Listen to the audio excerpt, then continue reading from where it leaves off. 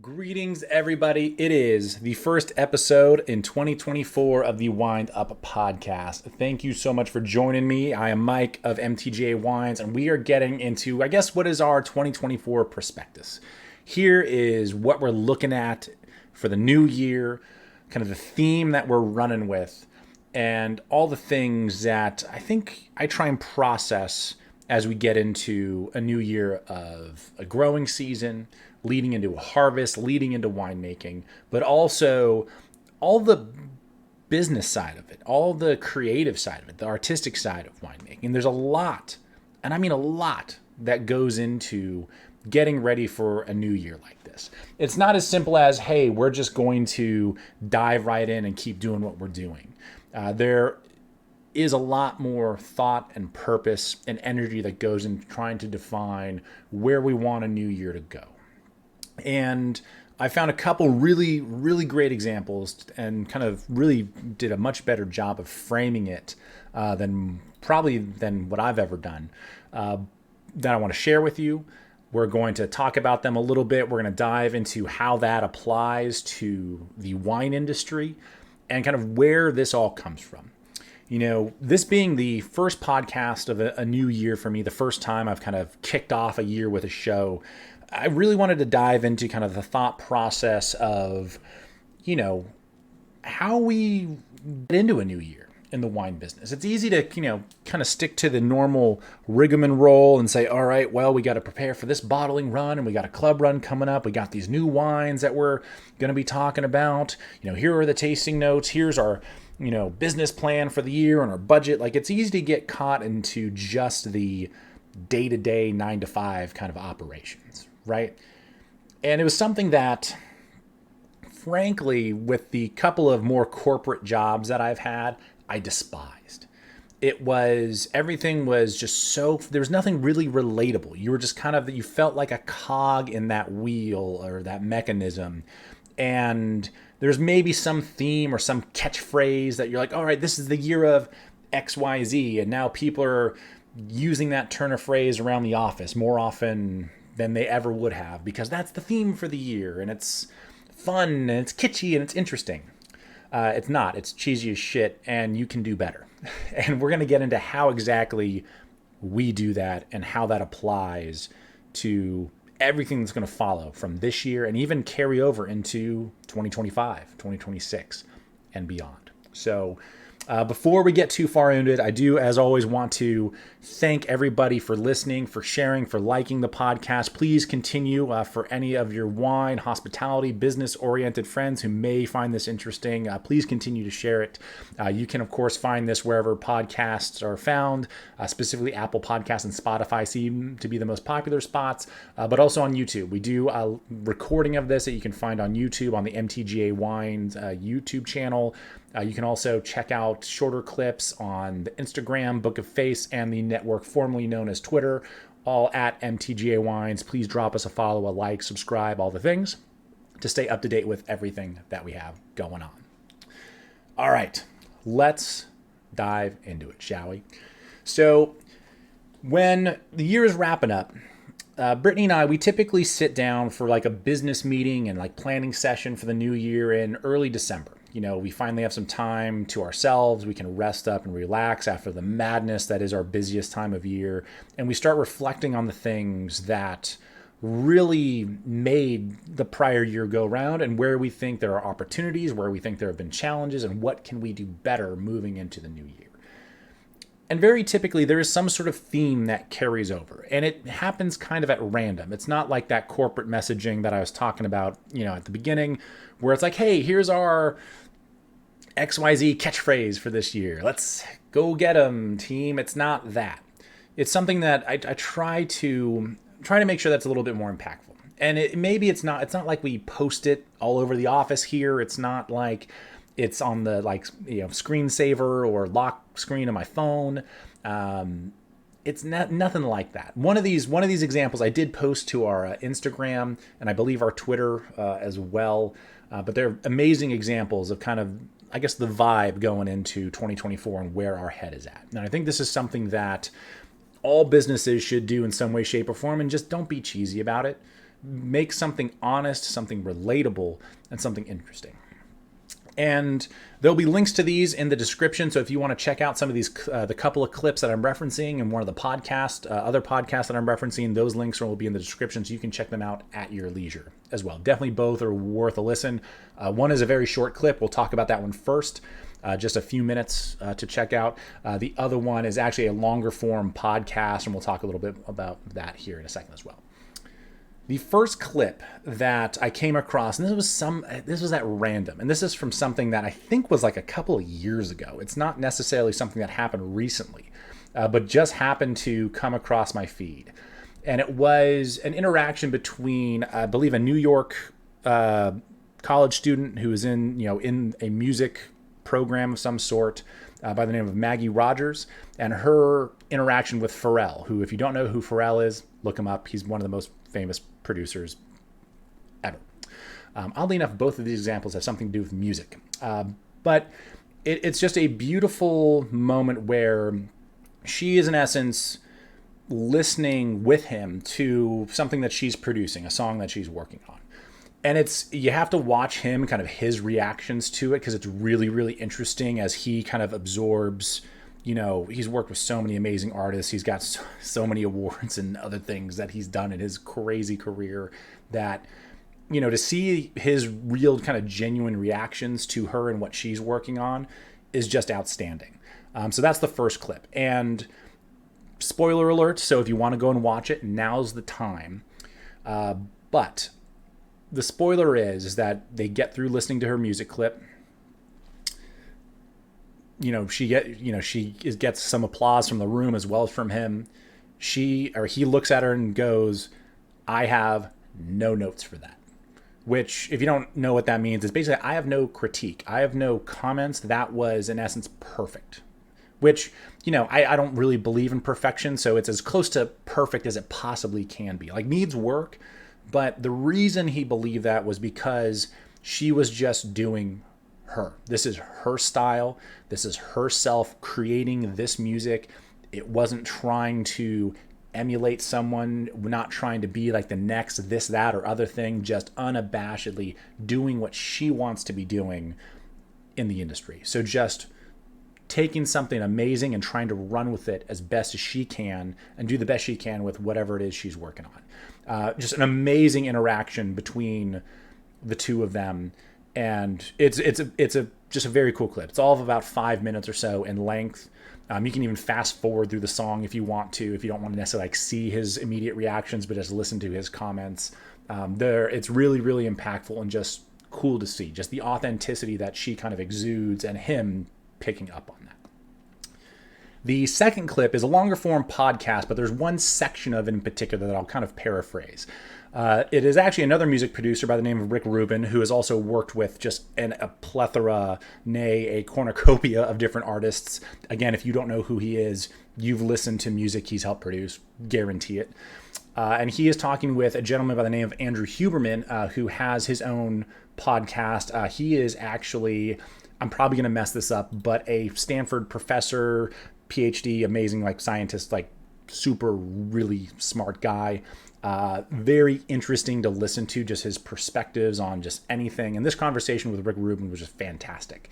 That link is down in our description as well. It is certainly a longer form podcast. I'm not going to spoil the whole thing for you. There's really kind of one brief moment that I really wanted to key in on, but the whole thing is worth a listen. So the next time you got a commute going, the next time you just got some time to kill, you're doing some work around the house, whatever, definitely worth checking out, because it is about 2 hours, 2.5 hours long, all said and done. So it's a bit of a stretch, but it's really, really worthwhile.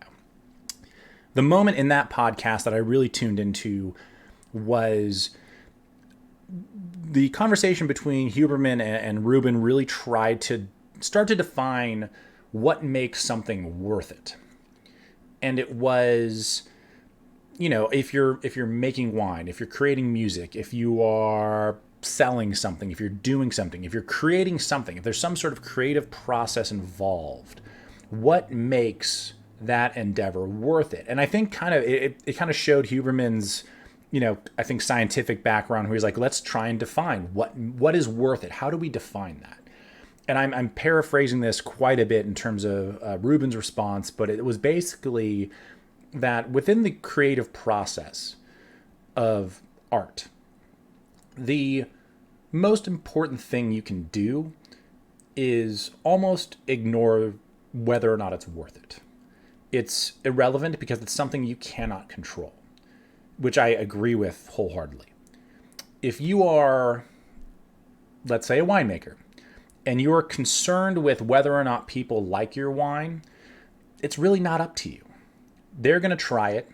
They're going to decide whether or not they like it and whether or not they buy it. You have no say. You might be able to give them some fun anecdotes, help them connect to that product a little bit more, and potentially rationalize a purchase a little bit easier. But whether or not they like it's not up to you. And if you're worried about that as a part of your creative process, that is going to impede the creation of that product, because now you're trying to live up to something that you just can't control. At least that's how I took it. It was a beautiful moment in that podcast of kind of understanding kind of the spark of creativity and what it means to just run with something and do what you do best. And if other people jump on board because they love it, it's a bonus. And I gotta say, like, that's something I identify with. It's how I operate when it comes to winemaking, outside of a few exceptions, because that's just the way art works. You know, someone who is an artist at heart is just going to do what they want to do, and hopefully other people like it. And if they don't, maybe it just stays a side hustle and it's for fun and it's more of a hobby. Or if it catches on and people really enjoy it, now you have the opportunity to be that entrepreneurial type and kind of run with it and see where it takes you. It just opens doors, and you can decide whether or not to walk through them. So between these two examples, it's a little bit of a deep conversation to kind of get things started here. But the reason I wanted to kind of start this year in this way is because that's exactly kind of the theme that we've worked with over the years, but something that's even more important now than ever when it comes to the wine industry. More and more, it's easier to find great wines from any number of producers. How are you going to cut yourself from the herd? How are you going to be different? Where are you going to find inspiration? And how are you going to work within the confines of your business, where you're getting fruit from, your financial situation, your production situation, all of these things? And how are you going to continue to be creative and move that needle forward versus regress? And I think it's an amazing question, because there are so many folks that I know who are in the wine industry because they love it. They love the creativity of it. It's a love of the game industry. Believe me, if any one of us in this industry really wanted to make money at what we do, we wouldn't be in the wine industry. You know, outside of guys named Finney and Wagner, or, you know, maybe what Josh Phelps is doing with Grounded Wine Company and Space Age Rosé these days. I mean, there's a chosen few people that become kind of these big stars within the industry, even on the consulting winemaking side of things. You know, you talk about your Fleet Melkas and Heidi Barrett's and so on, that, you know, there's only a handful of these people that really are kind of like the pop stars, basically, right? To continue down this kind of, we're going to use a lot of music analogies today, if you couldn't figure that out, you know, since we're citing a couple of the best music producers in history, right? So there are a few people that become the pop stars. They're doing what everyone else, you know, wants to be doing. You know, folks see it and they want to be them, live like them. It's the lifestyles of the rich and famous kind of mentality, right? And there's something to that. But for the vast majority of people, whether it's in music or in wine, they're probably not going to get there. That's just the cold, stark reality of it. And to go back to that idea is like, does that make what we do worth it? My answer is, yeah, of course it does, because I'm not worried about that. That doesn't matter to me. Would it be nice? Yeah, sure. But we're very lucky at where we are with MTGA and what Blair Payton does with our own wine businesses, that they allow us to live where we live. They put food on the table and they pay our bills. They keep the lights on. We're able to continue doing what we do because enough people have decided that our wines are enjoyable and they're purchasing them. Some of you who are listening to this have been amazing supporters of ours for months or years, even a decade or more. And that's something that we're just it's not that we didn't worry about it, because we were throwing a lot of money into these things and trying to make them happen. But at the same time, whether or not these were successful businesses didn't define whether or not our wine production was worth it. Because our goals, starting from day one, was simply just make the best wines that we can. Very clean and simple. And whether it was the Merlot I started with or Brittany with her Grenache, this is what we want to do. And if other people want to jump on board, awesome. They are welcome to jump on this train and ride it along with us. And we would love nothing more than that. We really would. But at a certain point, that wasn't the goal. It was just, let's just make great wine. Full stop. That's it. That's all that we were worried about. And within a changing landscape of the wine industry, so much has changed in the last 15 years since we started making wine, since I moved back to Napa and started getting back into the wine industry. Even more so in the last 20, even more so in the last 30. The wine business has changed immensely. And we, like many people, have had to change and adapt with it, right? But none of those things tied back, again, to whether or not something was worth it. We always wanted to put the creative process first and run with that. And that's really something that, now that we're getting into our this next year, 2024, is going to be our 15th harvest. We will have been making wine for a decade and a half. And over the last couple of years, personally, as it applies to kind of our business, I feel like I have made some sacrifices and done some things in terms of what wines we produce and how we produce them that I wouldn't normally. And the reason for that was because I started kind of chasing the dragon a little bit. I got away from my creative process to a certain extent, and I needed to find a way to get back to it, which is why these two clips are so important to this new year and kind of where we're going into this, next season. Because when I started making Cabernet in 2015, it literally fell into my lap. It was actually a fairly drama-filled situation. Another story for another time. In 2017, I continued making Cabernet with the St. Viateur Cabernet, which some of you might be familiar with. If not, it was really kind of my first, having total control of my own Cabernet program. But even then, it was not what I wanted it to be. I felt like I was forcing this square peg into the round hole of what our wine program had been historically. And it took me a few years to get away from that. And come 2020, it was like, okay, let's hit the reset button a little bit and get back to what we started with. Let's go back to our roots and do what we're doing. And now we are seeing the fruits of that labor, where we did just that. We said, hey, we don't want to make Cabernet like everybody else. We just don't. So for 2020 and 2021, and those vintages have since been released and are now making their way out into the world, we've been able to find kind of our niche within the Cabernet world, even though we're known for Merlot, of all things. Of course, Merlot is our flagship. It's our bread and butter. It's what we are most known for. So with that, it was like, okay, if we're going to continue to be known for this, we don't want I still to this day do not want the Cabernet to overtake it. I want Merlot to be our bread and butter. That needs to be what we are known for, right? But we're going to have Cabernet in the lineup. So we need to adapt our thinking around what Napa and kind of the region around us is doing and say, okay, where are the voids in this? Because there's a lot of great Cabernet in Napa. How the hell are we going to make it stand out of this crowd? There's got to be some way, shape, or form. And that's where our creative process starts to take over, and kind of that artistic license starts to take over, where we stopped being worried about, is making this Cabernet worth it? And let's make the best damn Cabernet that we can based on our style and what we want the flavors and characteristics of it to be. And again, if people jump on board because they love it, great. That's it. That's, in essence, our creative process. Very clean, very simple. Let's do the best we can with what we're working on and go from there. And I think this kind of creative process, if it's more of an artistic industry, works.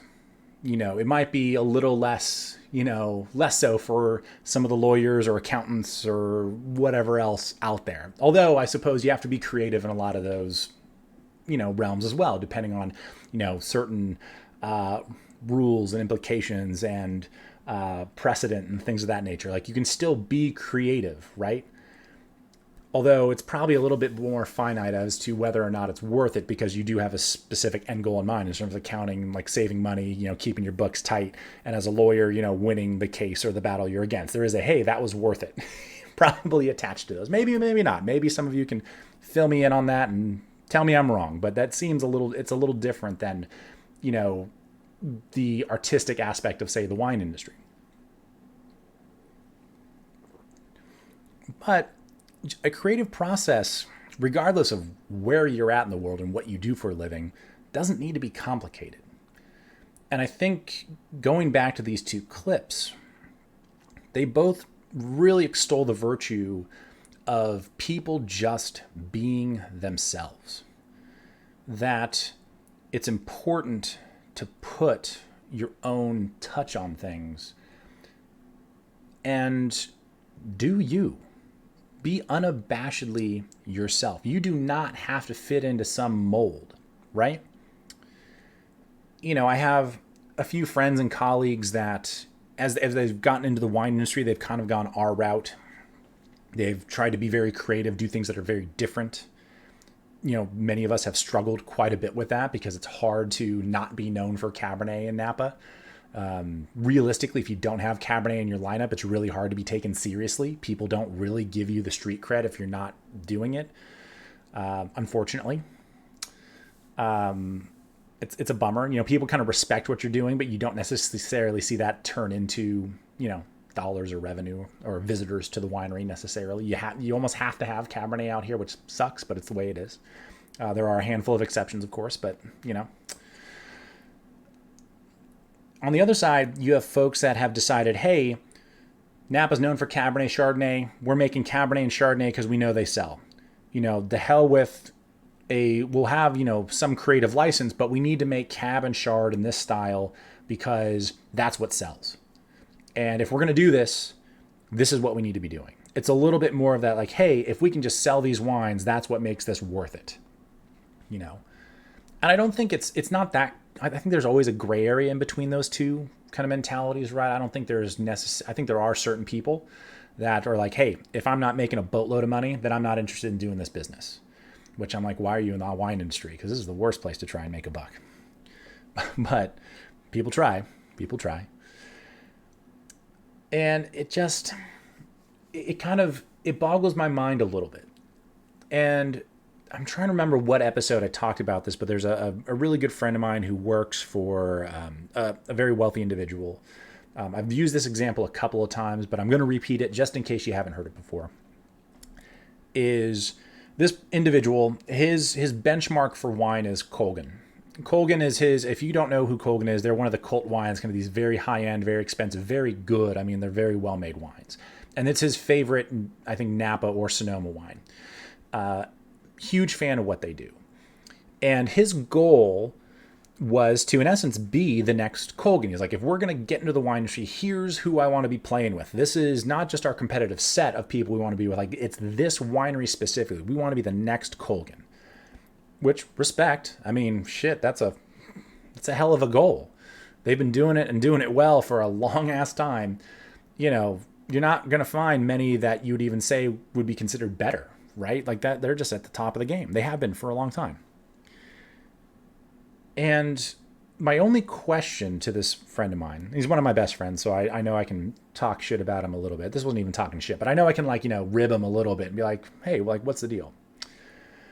My response was, okay, that's cool. Does he want to be the next Colgan or the first him? Because you're not going to be the next Colgan if you don't have access to that winemaker, that vineyard, that property, those production methods, everything. It's impossible. You cannot do it. You're not going to be able, you might be able to emulate it to a certain point, but you're not going to be able to be exactly the same. It's impossible. You can't. There's no way you can do that. So at a certain point, you better be known for being you, because if everyone just knows you as the knockoff of that, I mean, is that really where you want to be? And it's an interesting thought, right? I mean, who knows? Knockoff brands tend to do pretty well for themselves. I mean, just go down to Canal Street, I suppose, in New York. You'll figure it out, right? The missus, she loves her a good deal. If it looks like a Louis, it might not smell like a Louis, but hey, that LVMH stuff looks pretty nice, though, even if it's phony, It's just, I think it's an interesting mindset. And I think in this day and age, it's harder than ever because of just the expense, especially in Napa, just the expense of getting into the wine industry here. It's tough. It's tough to be a part of this industry and make it happen, But if you're going to make it happen, you better be known for something. And if you're just known as trying to be the next XYZ, I don't know if that's enough. You need to have some sort of story. You need to have some sort of connection to people. That's how art works. If you're going to be in a creative industry, an artistic industry, you better be able to connect with whomever you're trying to do business with, sell to, whatever the case may be. Because if you can't do that, they might as well go buy their wine or art from anybody else, right? Because it doesn't make any difference. And especially in this day and age, there's too much good wine out there. Not that that's a bad thing. Huge fan of there being so much good wine out there. But why should they buy from you and not somebody else if you don't have some sort of creative outlook or something different that separates you and cuts you from the herd? That's immensely important. Just making Cabernet for the sake of making Cabernet, anybody can fucking do that. Right? Like, if you're going to do it, put your own mark on it in some way, shape, or form and go for it. That was really how I got started with Merlot. It fell into my lap, quite literally. There's a video on our YouTube channel where I talk about it. Feel free to go check it out. But as I started making wine, as I started getting into this business and really trying to figure out where I wanted to be within it, I was like, you know what? This Merlot thing's kind of cool. Let's try and make the best possible Merlot we can. Have our benchmarks that we kind of see as the elephants in the room who kind of control that segment of the wine industry out here. Figure out what they're doing and then put our own creative twist on it so that we are creating something truly unique and different that stands out with a great story, great background, and something that people can connect to. That was our creative process in the early days. And this will be actually this will definitely be the first time that I've talked about this, which it's an interesting time for us because our Merlot program is changing for the first time in what'll be 14 years. We are having to change, who we're getting our Merlot from. And, as a creative business, you're known for a certain type of art. Like, hey, people love this wine. It's our top seller. It's what people ask for more than anything. It is the most important wine in our lineup by far. And we're having to, and historically, to give you all, I guess, a little bit of background, is we've been purchasing Merlot from the same grower just outside of St. Helena, downtown St. Helena, for 14 years, all the way through 2022, actually, so 13 years. And we got word from them, this would have been in 2021 or maybe early 2022, that, come 2023, this last year, they were not going to sell us Merlot anymore. They said, hey, we're calling the, evergreen clause in this, we're not going to, we'll give you an extra year to help sort it out. But we're going to be selling all these grapes to somebody else moving forward. So you're going to have to see your way out the door. So for the better part of 18 months, 2 years, our creative process has kind of gone into overdrive of basically like, what the fuck do we do with this? This is a vineyard. This is a grower that we have relied on for nearly a decade and a half.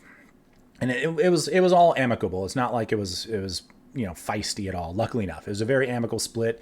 Realistically, I can't argue with their decision because it was a great business decision for what they were looking for. It was a very honest, upfront conversation. So I don't want anyone to think that there's any animosity there. It's just business, right? Nothing personal. It's just business, as the great David Sampson would say. And another podcast, actually, if you're into sports ball, that's a great podcast that you should look up. Nothing Personal with David Sampson. Really good show. Really good show. But when you've been known for something for so long, I mean, how do you take that creative process that you're known for and adapt it to something new? Imagine your favorite band, right? And how often does this happen? Since we're using music as a great reference point for this show, your favorite band puts out an album that's just completely different than their work that they've done previously, right? They've evolved in some way, shape, or form. It's a different sound. The lyrics have gone one way or the other, and it's just different. It's not what you necessarily wanted from that band because you're used to a certain style of music and what you want from them. So I always use, like Blink-182 as an example because number one, they're one of my favorite bands of all time, or even Newfound Glory. It's another one. We'll use two examples. I don't expect a lot of you to know Newfound Glory. Some of you will. Blink-182 is a little bit easier to recognize. But you take, Tom DeLonge leaving that band, getting replaced by Matt Skiba, another guitarist and great frontman for Alkaline Trio, another one of my favorite bands. And the music is just different. It's the albums seem to do really well for themselves, but it's just, hey, it's not this trio that all of us have come to know and love as fans of Blink-182. In the Newfound Glory example, you had a couple of really great albums, and then you had Coming Home after Sticks and Stones and Catalyst, and you're like, oh, this is just very different. And it just didn't really hit the way those other two albums had. And fans were kind of like, what is this? They say, I've been to enough of their shows where they say as much. They're like, it was so weird because no one seemed to like this album, but now all you want to do is hear the songs live. So I guess here we go. Let's play them live. It was really funny hearing that because they're like, we kind of changed and did something a little bit different and got out of this and kind of just ran with our creative process and did the best we could. And it just fell a little flat, but for some reason it still kind of hung tight, I think, the similarities between, those situations between those two bands are, very parallel. And I think that's something that we're going to have to work through with this Merlot thing. In changing our source for Merlot, it's such a tough thing to talk about because number one, it's not coming from Napa anymore. The availability of Merlot in Napa is pretty sparse. The quality of that Merlot, in my opinion, does not dictate the price that people are charging for it. I think it's overpriced, like a lot of vineyards in Napa. Just my own 2 cents. I know it's expensive to farm here. I know it's expensive to do business here, which I think that there are other issues at play that we need to work on to deal with some of those things. But the price doesn't match up with the quality. So I'm like, well, crap, if I can't get the Napa Merlot for the price I need, for the quality that I need, what the hell am I going to do? I can't not make Merlot. It's what we're known for. So we ended up finding another vineyard out in Clarksburg, closer to Sacramento. Tasted the wines before we decided to buy the fruit, and they tasted great. So I was like, well, I mean, this is great quality at a much better price. Can we run with our creative process and take this and turn it into something amazing that people will still appreciate? And I caught myself worrying about, is it worth it to make this adjustment? Is it worth it? Are people going to get it? And after seeing these two clips and listening to the podcasts, I was like, I love you all so much. Your support means the world to me. But I got to do what I got to do. And I'm going to make the best damn wine that I can. I'm going to worry about me and what I control and what I can control. And from there, I hope that translates to the wine that I'm going to make from this new vineyard. It's been a very tough few months rationalizing that and figuring out where I was going to go personally with it. Which is why I really wanted to focus on this topic to kick off this year. Because I was in the weeds, no doubt about it. I was in the weeds, worried about how am I going to make this transition. Then I saw this clip with Maggie Rogers. I was like, man, that's so cool that she's just doing her and that this iconic producer's like, you are just doing you and that's what matters. And then to see this Rick Rubin clip with Andrew Huberman, it was like, just, sometimes you just, every once in a while, I'm not religious. I'm not spiritual, but every once in a while something happens and you're like, all right, this is just, it can't be a coincidence, right? Like there's seeing these two clips in relatively, in a relatively tight time frame while I'm struggling with this, creative process, it just, hey, they clicked. So as we get into 2024 and we're looking forward, as an industry, whether it's, what I do in wine, whether it's what you do for a living, what any of us do for a hobby, it's at a certain point, you got to be good at what you do. Otherwise, you're probably not going to get paid for it. If that's your day job, right? You better be pretty good at what you do. But if there is something creative, some sort of art form that you're into, sometimes you have to let go whether or not it's worth it. And you just have to do. It's Master Yoda, man. Do or do not. There is no try. It's that simple. Don't worry about whether or not it's worth it. Just do the best you can with the hand you've been dealt and keep your head in the game. That's it. I think that's it. It boils down to that.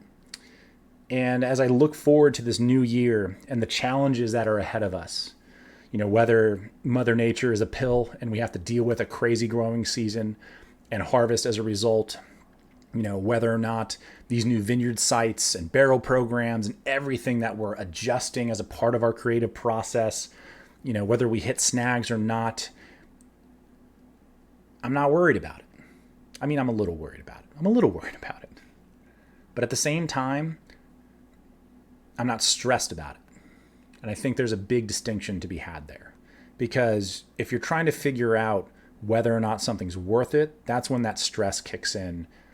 And you're just like, oh my God, I don't know if I can, the self-doubt starts coming very, very quickly. Where if you let that go, and you can be worried about something and not be stressed, I think.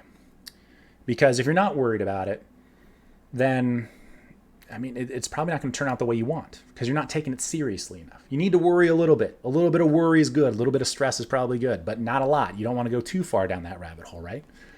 So when in doubt, be authentic, just be yourself, and you do you. And the rest should pretty much fall into place as long as you're giving it your best go. Plain and simple. Man, I am beyond excited for this kind of theme that we've identified, kind of the mindset that we've set for this new year and everything that's going to come down the pipeline. I can't tell you how excited I am for what we have in barrel, what we're going to be bottling up in March and later this year, the wines we're going to be releasing. There's so much great stuff. So many amazing things are going to come here on the show. We're going to start, as I've been teasing, we're going to start having some guests. We actually have another show that we're going to be launching with a group of friends of ours. We've been talking about it for about a year and a half. So I'm just going to say it and get it out there because we're going to do it. We have to do it now. I've already said it. There's a new show coming. I got to, we already teased it. Got to do it now. There's so many cool things that are on the horizon. And I know that, man, it's hard to see the forest through the trees sometimes. It's hard to keep that creative process in line and not be able to see the forest through the trees sometimes. And at a certain point, I don't know, it's easier said than done, but you can't let the bastards get you down. You just got to keep moving forward and doing what you do best. So I hope that is a little bit of inspiration and excitement or something that I hope you can pull a little something from that. And whether it's from either of these, clips or the podcast, that the links again are down in the description. I highly suggest you go and check them out. Hopefully there's a little something in there for everybody, no matter what you're doing. Because I think it can be tough to get your head out of the weeds at times and figure out where you're actually moving. And it's easy to lose sight of that creative process and not stick to your guns because of whatever outside influence or force kind of exerting its will on you. But it's important that I think we all as people, try our best to keep moving forward in the direction we're moving as best as we possibly can. Just do the best we possibly can. So I hope that you all had just an outstanding finish to 2023, that this new year treats you amazingly well. I'm so excited for the show and everything that we're going to be doing this year. Again, thank you so much for the likes, for the subscribes. Please continue sharing the podcast with friends, with family who are into this kind of thing. Please be sure, if there are any particular topics or questions that you want answered, please leave them in our comments section, whether that's on any of our social networks. That's at MTGA Wines, on YouTube, Instagram, the Book of Face, social network formerly known as Twitter, any one of those. You can send us notes and we will address them as best as possible. We've gotten a lot of inspiration over the last year from you guys submitting ideas and thoughts and asking questions. So please continue doing that. I do love the fact that there is this nice give and take between both myself and our listeners, because it's the stuff that I know that you all want to be hearing about, and I want to try and cover all those topics as best as possible. And if there's something we haven't covered, let us know. We'll get into it and see where we go from there. So have an amazing rest of the week. Love you guys. We'll see you next time.